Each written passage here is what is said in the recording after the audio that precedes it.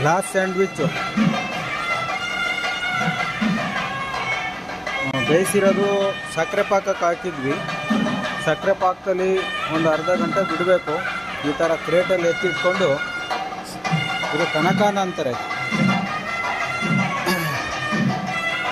ಇದು ಒಂದು 5 kg ಕನಕಾನು, 1000 ಪೀಸಿಗೆ ತುಪ್ಪ ಹಾಕ್ಕೊಂಡು, ಇದು ಟೂಟು ಪೂಟಿ ಅಂತ ಅಂದರೆ ಎಲ್ಲ ಸ್ವೀಟು ಆಗ್ತಾ ಅಂಥದ್ದು.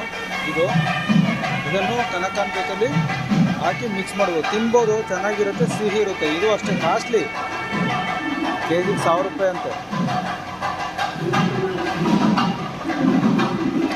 ಎರಡನ್ನು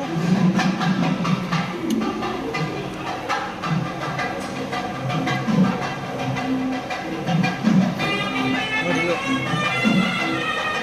ಇದರ ಮುದ್ದೆ ಹಾಕ್ತೀವಿ. Ready glass sandwich. ಇದು ರೆಡಿ ಆದ ನಂತರ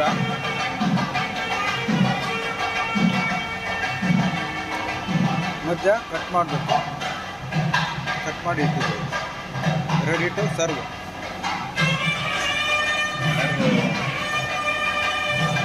ಊಟ ಕೂಡ ಕೊಡ್ತಾರೆ, ಅಂದರೆ ಈಗಿರುತ್ತೆ.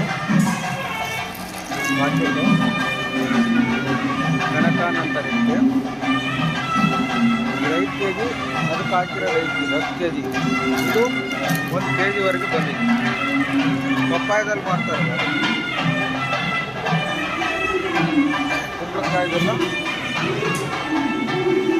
ಇಷ್ಟೆಲ್ಲ ಆದಮೇಲೆ ಸಕ್ಕರೆ ಪಾಕದಲ್ಲಿ ಇರುತ್ತೆ. ಎತ್ತಿ ಇಟ್ಕೊಂಡು ಪಫ್ ಥರ ಇಟ್ಕೊತೀವಿ, ಬಟ್ ಇದು ಸ್ವೀಟ್ ಇರುತ್ತೆ.